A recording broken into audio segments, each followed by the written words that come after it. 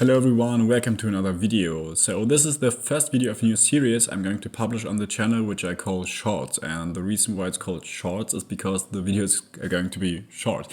I will do a small intro like this one, where I will sit down and talk about where I've been to take some photos. And afterwards you will get some straight minutes of street photography behind the scenes content. And the reason is I want to take you guys with me on my journey of street photography. I want to share as many photo walks as possible with you, and this is just possible if I do some shorts videos in between. So I decided to try out this new series. This time I've been to the Berlin Gendarmenmarkt, which is located here on the map.